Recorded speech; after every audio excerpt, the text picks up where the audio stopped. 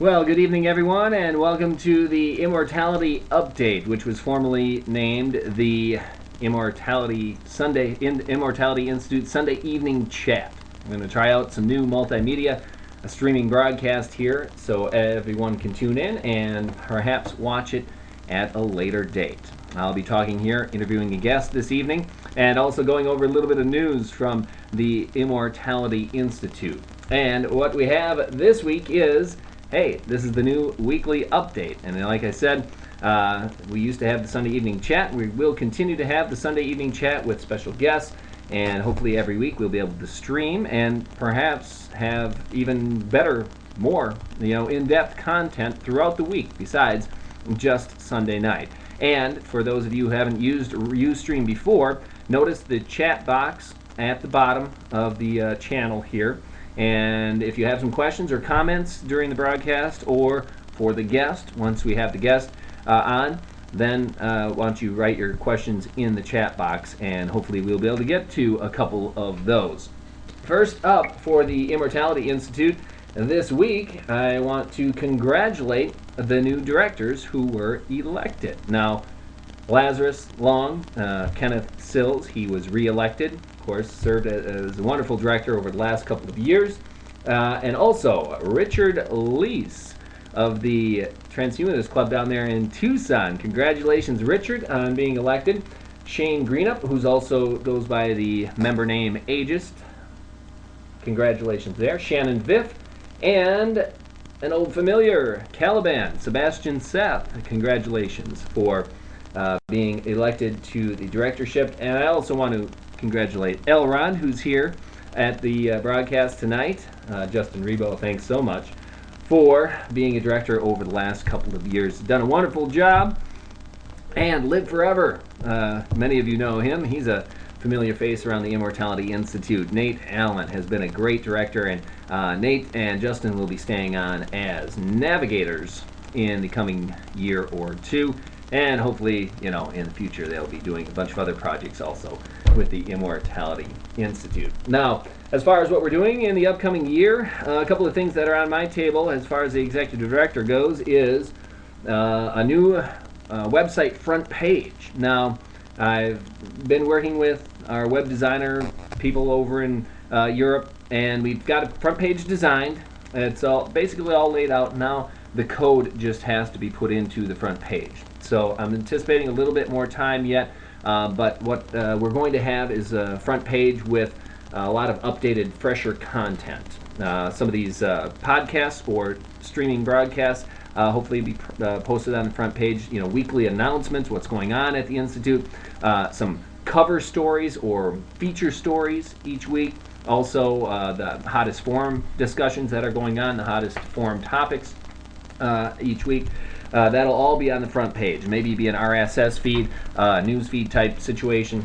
But whatever we don't have now, we're going to have in the future, because many people I know have been talking about, hey, we need some sort of better communication besides just the forums. We need a better front page, and I know I'm well aware of that, and it is in the process of being designed, and hopefully soon, in a week or two. It's been a little bit delayed.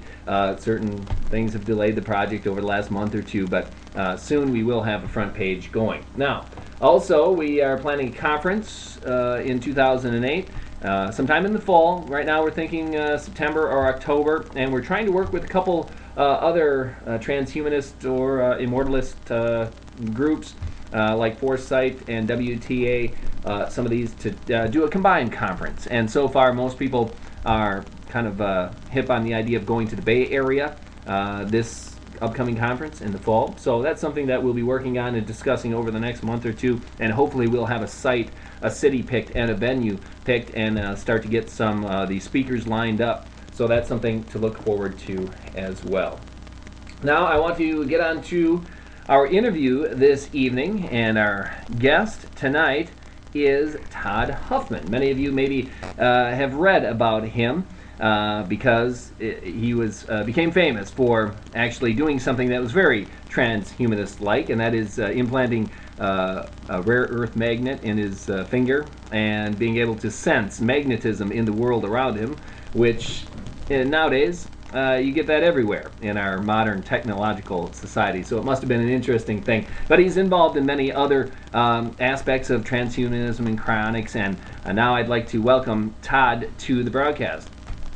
Good evening, Todd. Good evening. How are you? Well, I'm doing just fine. Now, for all the people who are tuning in this evening, how about you just give a little bio over the last 5 years, where you've been and what you've been up to. I know many people may have read that you were a graduate student at Arizona State University. Then what else do you keep busy doing nowadays? Let's see. Starting 5 years ago, I finished my bachelor's degree in neuroscience, and after I did that, I moved to Arizona to work full-time for Alcor, the cryonics company. Yeah. And I worked for them full-time for a year and a half, 2 years. And then I left there full-time. I still work for them as a contractor occasionally. And I went and got my master's degree in bioinformatics at Arizona State University. And now I am a freelance consultant for Alcor, but also Suspended Animation in Florida. And then I also do consulting work for the Department of Defense and a couple other organizations. Okay. I like being a consultant because it allows me to, have free time to do interesting projects and things like that. Yeah. And all right.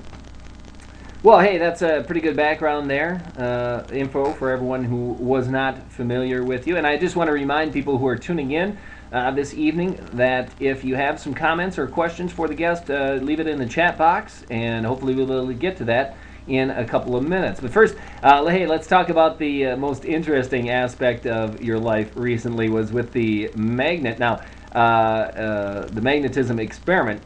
And this isn't like Peter Warwick up in England, where he actually connected an electronic device to his nerve cells, right? Right.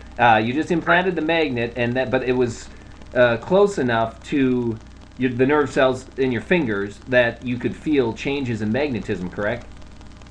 Yes. And so the thought that originated it came from when I was an undergraduate. I was doing research. I was a research assistant in a lab that did research on the neuroscience of hearing, and we were looking at people who are getting cochlear implants to see who adapted well to them, because they're if you get a cochlear implant, if you're born deaf and you're born and you get a cochlear implant as an adult, it doesn't take very well. Okay. But if you are born with hearing and get a cochlear implant as a teenager, then you hear with it very well. And the reason is that your sensory experiences mold your cortex to process the sensory input. And what I wanted to do was I wanted to add another sense that I didn't have, so I could experience what it would be like to kind of cognitively go through that process of being able to process some other part of the world in a new way. And my friends and I, the friends who helped me with it, we brainstormed a whole bunch of different ways. This was just the one that was the easiest to do. Sure. Without really complicated electronics, etc. And so it's a neodymium magnet about the size of a grain of rice, and then it's plated in gold, and then encased in implant-grade silicone, and it's underneath the pad of my finger, which is a very nerve-rich area, because you're always using your hands to explore the Sure. explore the world. And you put it in the ring finger, right? Yes, ring finger to left hand. Oh, okay, sure. Because that one is used kind of the least of all the other fingers. Is that what? Yes. So the decision went like this. If I need to lose a finger, if something goes wrong, I'm right-handed, so left foot and left hand. Okay. And then of the on the left hand,